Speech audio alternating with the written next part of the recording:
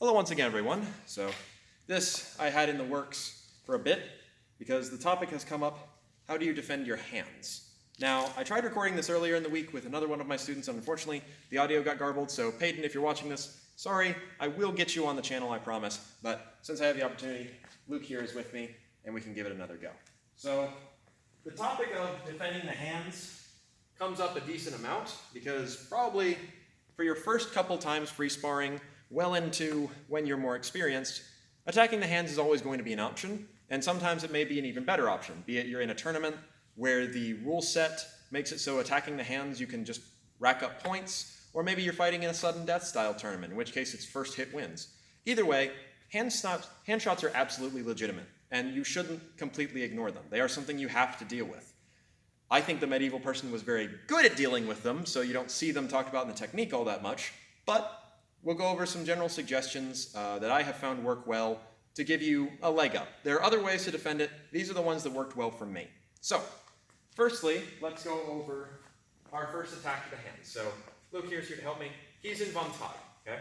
Now, a good Vamtag will have the arms withdrawn and all this, but when you get more tired or you're less experienced or you're thinking about a lot of stuff, your arms are probably going to drift out a little bit ahead. This is the main target for this sort of person. Now, another thing that can happen is if you just creep too close. Like right now, Luke and I are far too close for how we should comfortably fence. This is perfect time for me to take a hand. So, what I would do from here, if I am sniping the hands, is just like I would ordinarily cut for his head, except rather than extending out here and giving him a chance, I'm going to cut very low, basically straight out from my shoulder, and just tag him right on the plate. Hitting the plate is usually preferable if you're going for hand snipes because it makes that sound, which every judge can hear. So, that's our very first strike. Now, dealing with this, there's two ways. In general, dealing with hand snipes, a quick way to give yourself a better chance is to keep a good eye on your distance, right? So, for example, right now, Luke and I are far too close. If I'm at my comfortable distance here, he cannot hand snipe me. If he wants to launch an attack, he is going to have to actually advance into distance, in which case, for him to go for my hands would require him to do a feint first, which we will talk about. So first one, watch your distance. But if for whatever reason you've let them get too close, like for example, maybe we've just gone through an exchange and we just broke apart. In that very moment, I'm already too close and he attacks. That does happen. The best thing for me to do is to drive my tip and my strong very tightly to myself. So from front, I'm going from here to here, basically putting it kind of like a seatbelt. At the same time, I can either step backward or forward. Forward gives me a better chance of hitting him. Backward will keep my hands safer. Let's switch sides real quick so they can see my hands a little better. So, showing this slowly, he goes for my hand. I bring my strong down to deal with his sword, and I step back / in place, so I'm nice and far away from him. Here's that one. I'm going to step forward this time. He cuts again. Now, as you see, I'm in a much better position to maybe hit him, but it's a little more dicey because I am going into his strike. So now we'll show it for realsies. Luke is going to attempt to cut my hands. I'm going to attempt to defend them. So as you see, that one I ended up cutting a little bit further down because I was putting more speed into it. Here's the thing about being in this position. It's not the end of the world if you step back. I chose to step out / back. This is how I usually did it. If you're here, you are probably a little bit too far away to attack him on this turn, if you will. That doesn't mean that you can't get him to move, though. I don't want him to get any ideas, so I used to go ahead and extend a thrust at him. He would go to react to it, and that would set up my follow-up. So if you're a little bit patient with it, even though you gave up distance stepping back to defend your hands, you are setting traps further down the line. So I'll show that in its completion. So we're here. Nice and simple. And it usually worked out about that way. Now, if you step into it, you can probably just launch a thrust. Not too difficult, but at that point, you probably were baiting them a little bit better, or you've got the reaction speed of a god, but we will go ahead and show that one. That one, you've really got to kind of know what's coming, but if you can do it, cool. Now, the next attack to the hands that we'll see, most commonly, is going to be when, and most frustratingly, is when someone attacks your hands as you're doing a cut. Now, This is absolutely legitimate, and it's very similar to a play from the Crumpfowl. So there is precedent for this, but it can get kind of frustrating because you're trying to do this and someone keeps sniping in hands, and it can really start to affect your fight morale. So I feel you very well if you've dealt with this sort of problem before. But basically what you do at this point is, once again, usually it's for when you're a little bit too close, but this can still happen at greater ranges, so bear that in mind. But Luke goes to execute a cut, and I'm just choosing to ignore his sword with a wide step to the side and taking one of those plates. Now, like I said, this is very similar to a play from the Crumpfowl. It's just not as safe as the Crumpfowl. So for the Crumpfowl, I would step out to the side while doing that sort of cut. I'm making a very big angle between me and Luke. This one, usually people aren't going to bother doing that. Either they're here, or they're in Vum's Hog, but either way, that cut comes in, and they're just choosing to dodge. Still absolutely legitimate. Don't let anyone tell you that isn't legitimate. If I did that to him historically, that's probably fight over. But it is a very frustrating thing to deal with, because he's taking the tempo of you going forward and using it against you. So, let's go ahead and switch places. Odds are you're probably going to get hit by this at least once if you haven't seen it before, or you don't know the fighter. There are ways to, of course, over the course of us moving around in the Zoofect and playing around, I might notice that's what he's going for. A good way to see whether or not someone wants to do this is come to the edge of distance and go into an extended guard, but go to it like you're doing a cut. See there, I saw his sword twitch. He was looking at my hands. I know that's what he's looking to do. Now I can plan ahead. Alternatively, maybe you got hit by this, but you're not out of the fight. You can now use it against him. So, what I need to do for this is I'm going to start my cut the same way, but I'm not going to let it get completed. When I see him move and his cut come down, I am going to pull my sword back. Now at this point, I also tend to turn my crossguard sideways. This is just to ensure there's more surface area defending my hand. From here, I then would just extend out with a thrust. This one, depending upon how you catch it, will end up more or less on your crossguard. Sometimes it'll end up only a little bit reaches over, other times it'll be a lot more of the sword. It's a case-by-case basis. But, like I said, I'm faking, drawing him out, pulling back, and then thrusting. So let's show that again one more time slow, then we'll do for realsies. So boom, here, thrust.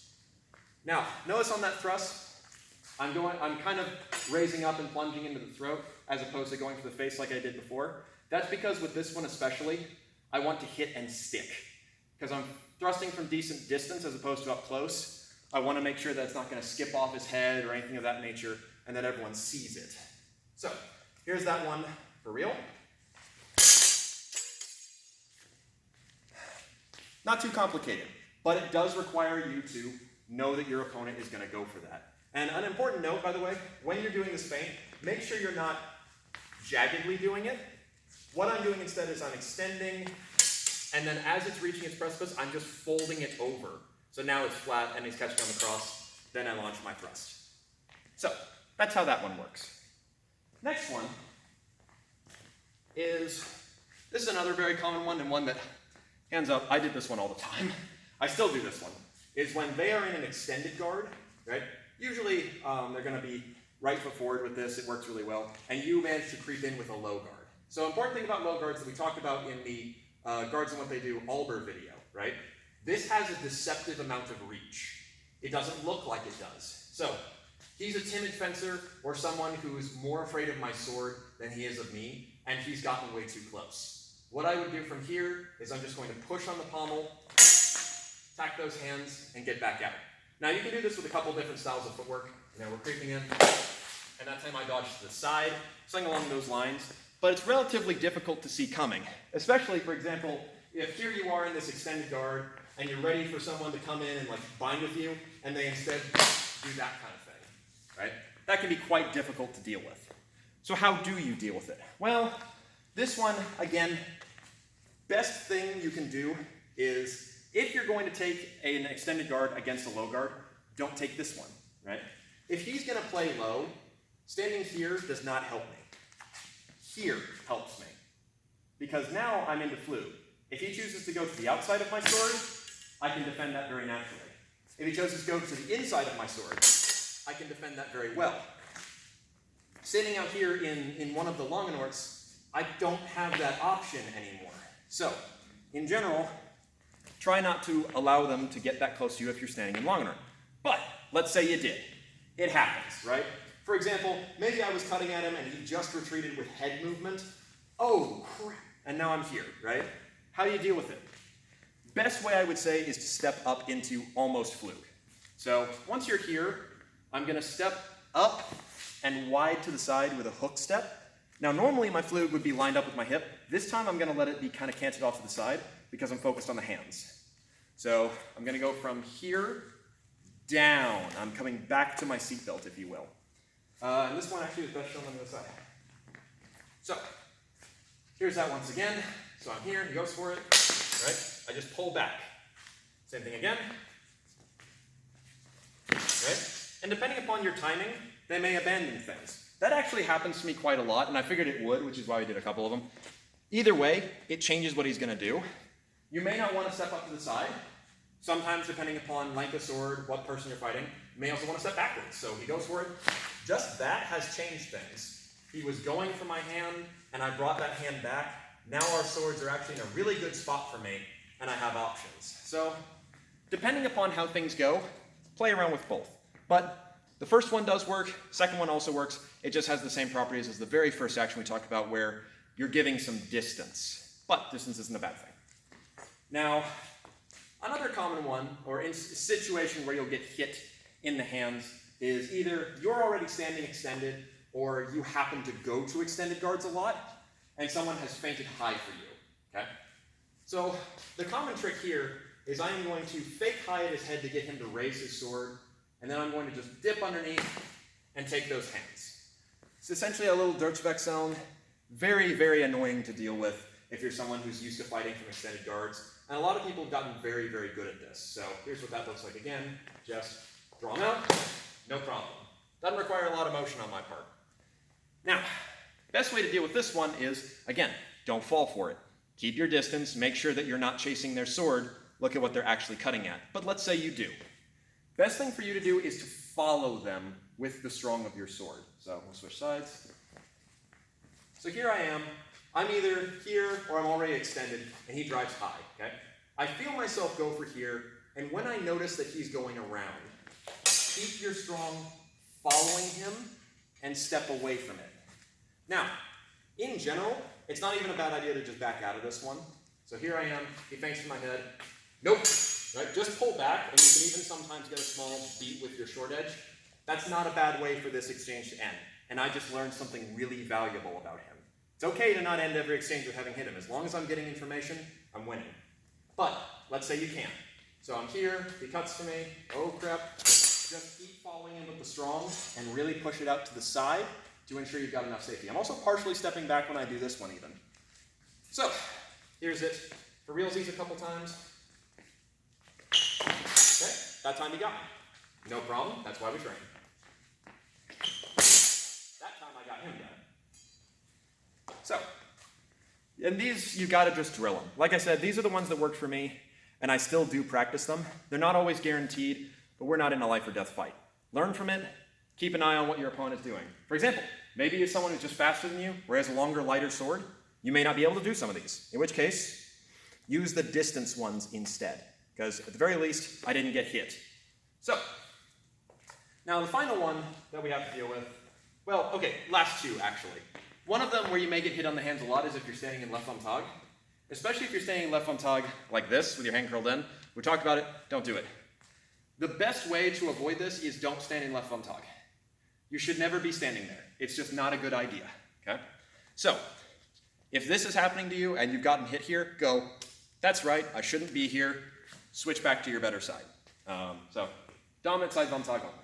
But, a weirder one that isn't as common in HEMA, but has become more common ever since someone from the Lightsaber Legion, or Saber Legion, fought at Swordfish and used this move quite a lot, so it's been on the mind a little bit more, is this guy. So we're both in Von Tag, and this can even happen at greater distance. So, you know, we're here.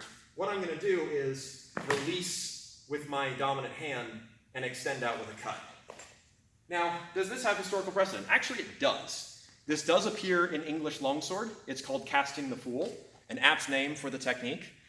Usually it's delivered to the head, but in this case, using it to get full extension of the arm. I mean, if he's someone I don't really want to tangle with, I would totally do that historically, without a doubt. Now, the thing about it is it's decently hard to see coming and can kind of go out of any position. I can throw it out of a tug, I can throw it out of here, and since we're mostly focused on just getting a hit, it's, that'll count. I mean, heck, even if I end up turning that into a slight thrust, it's still pretty viable. So how do you deal with it? You deal with it in the exact same way we dealt with the other one. I'm going to bring my arms across and try to slap it out of the air. Now, with this one, your better chance of dealing with it is if you know that the person you're fighting, again, is knowing the toolbox. So, examine the fighter as you're fighting him. Examine him before you even get in the ring with him. Try to learn as much as you can. But here I am, and I realize he's going to do this. Hit that sword down, and then do whatever you want to do to him, right? This is exactly the same as someone launching an extended thrust at you, or something along those lines. Just beat it down. This is actually the same as parrying a sword that's thrown at you, right? Just parry it to the side while getting some distance, and then quickly seize upon it. So that's the important part, is once you beat it down, you cannot dilly-dally. Once you're here, you need to snap up and go. I recommend the thrust in Ox because, like we talked about in my Ox video, it's very easy to chase someone with this. And for funsies, let's go ahead and show that. So why don't you come right here so we got a little bit more distance. So Luke is going to launch that at me. He's going to go for my arm. I'm going to beat it out of the air, and then I'm going to try and get him. He's going to try and retreat. You ready? Okay. So in that case, he did manage to set my thrust aside at the end, but I could have cut around or wrestled or whatever. But the point stands, because I got my blade up and at him, he had to go, uh-oh, I've got to recover my sword, now I've got to defend myself. The thought of attacking me doesn't really present itself. But that's what I really recommend. If you're standing left foot forward, just sharply down to the side as you step out. If you're standing right foot forward, things get a little trickier. So here, he's probably going to be going for my lead arm, right? In which case, go ahead. You're going to have to learn to use the short edge while you step away from it. Don't try to do it just with the short edge, because that has a high probability of still clipping your shoulder. Use wide step to the side, and then from this one, I recommend you chase him basically in long and arm. Go ahead.